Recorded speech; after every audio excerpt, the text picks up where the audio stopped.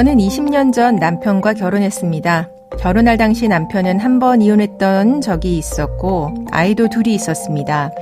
저에게 다행한 일인지는 모르겠지만 남편은 전처의 자녀들을 찾지 않았고 자녀들도 남편을 찾지 않았습니다. 저희 사이에는 아이가 없습니다. 남편만 직장 생활을 해서 풍족하게 살지는 못했지만 돌이켜보면 20년 동안 행복하게 살았습니다. 남편과 저는 몇 년 전부터 건강이 많이 안 좋아졌습니다. 남편은 암에 걸렸고 저는 무릎이 좋지 않아서 거동이 불편했죠. 남편은 몸이 아픈 와중에도 인연이 끊긴 자녀들이 갑자기 찾아올까봐 걱정했습니다. 저희 부부의 재산이라고는 부부가 함께 살아온 작은 아파트 하나뿐입니다. 만약 남편이 먼저 세상을 떠난다면 저는 이 아파트에서 계속 생활해야 합니다. 그런데 남편의 자녀들이 나타나서 상속권을 주장하게 되면 제 노후 생활이 매우 불안해질 수 있습니다. 남편은 주변 지인들과 이 문제를 자주 의논했습니다. 남편 친구는 상속이 되기 전에 미리 아내에게 아파트를 증여하되 증여가 아닌 매매 형식으로 처리하라고 조언했습니다. 그렇게 하면 자녀들이 이 아파트에 대해서 아무런 권리를 주장할 수 없을 것이라고 했습니다. 남편은 이 조언을 듣고 저에게 매매한 것으로 해서 소유권을 이전하려는 중입니다. 저희가 잘하고 있는 걸까요?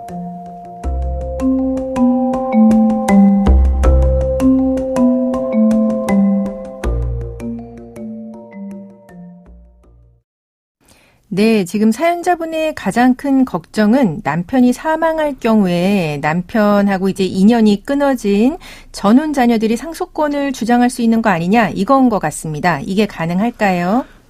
네, 이 사연과 같이 남편분과 남편분의 전혼 자녀들이 오랫동안 연락이 끊겼었다고 하더라도 남편분의 자녀들인 이상 상속권은 인정이 되게 됩니다. 네, 그러면 남편이 사연자분에게 이 아파트를 증여를 해도 자녀들한테도 상속권이 인정이 되는 걸까요?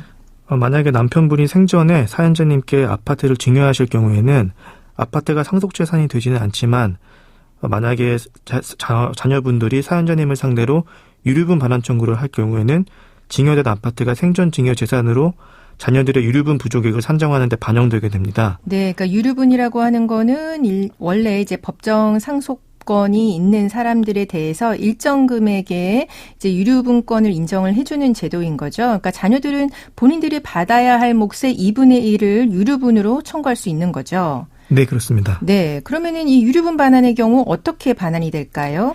네, 유류분 반환의 경우에는 원물 반환, 그러니까 증여재산 그 자체를 반환하도록 하는 것이 원칙이기 때문에 네. 자녀들에게 아파트 지분에 대한 이전 등기를 해주는 방법으로 유류분을 반환하게 해주게 될 가능성이 높습니다. 그러니까 지금 사연자분한테 아파트 지분이 다 이전이 됐다라고 하더라도 자녀들이 유류분으로 아파트의 일정 지분에 대해서 반환을 받을 수 있다라고 하는 이야기네요. 그러면 이렇게 유류분이 반환되면 어떤 문제가 발생할까요?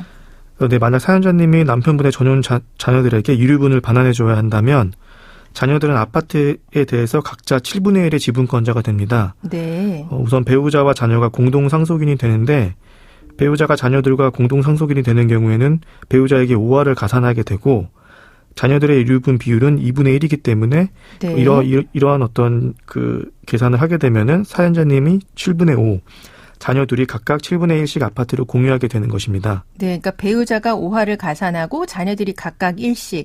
그러니까 배우자가 1.5, 자녀들이 1 받으니까 결국은 배우자의 몫이 7분의 3, 자녀들은 7분의 2인데 지금 유류분이 문제가 되는 거니까 자녀들은 7분의 2의 2분의 1에 해당하는 7분의 1씩 받고 나머지 7분의 5를 사연자분이 받으시게 되는 거네요.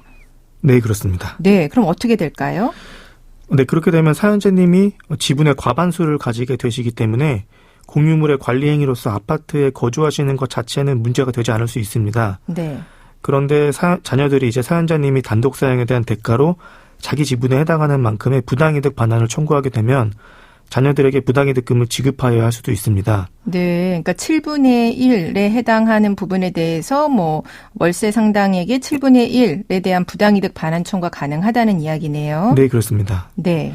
네, 그리고 만약 사연자님이 아파트를 처분하실 예정이라면 공유물의 처분은 다른 공유자의 동의를 받아야 하기 때문에 만약 자녀들이 동의하지 않는다면 사연자님이 단독으로 아파트를 처분하지 못하는 상황이 발생할 수도 있습니다. 굉장히 애매한 상황으로 갈 수도 있네요. 그러면 지금 사연자분이 이야기하신 것처럼 매매 형식으로 증여를 하면 남편의 자녀들의 유류분 반환 청구 피할 수 있나요? 예, 실제로 매매 대금까지 받았으면 모르겠지만 이 사연에서는 매매 형식으로 증여하였다고 하더라도 유류분 반환을 피하기는 어려울 것으로 보입니다.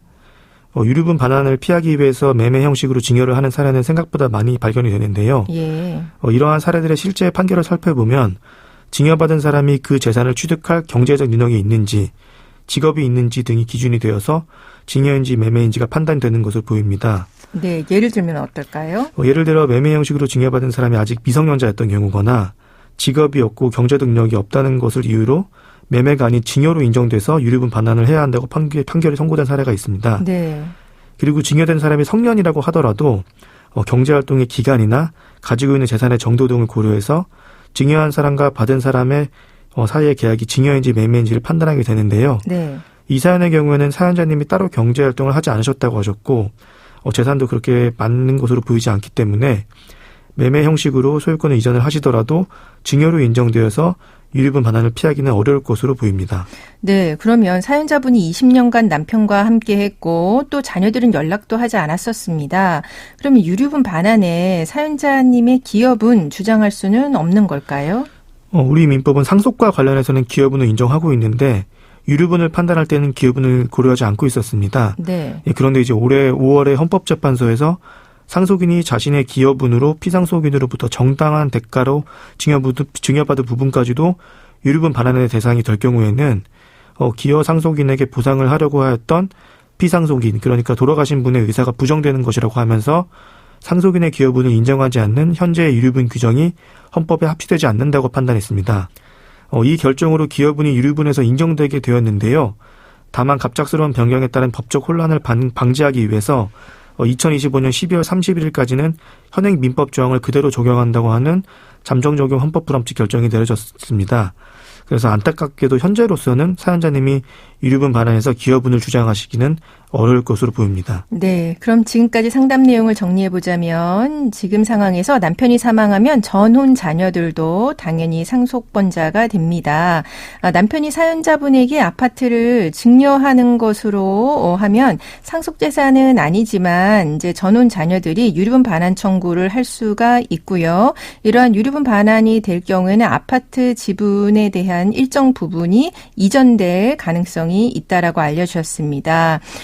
그리고 이제 매매 형식으로 증여를 한다고 해도 유류분 반환은 좀 피하기가 어렵고요. 만약에 사연자분이 경제 활동을 하지 않았다라고 하면 실제로는 증여로 인정이 돼서 유류분 반환이 이제 인정될 가능성이 높다라고 말씀드렸습니다.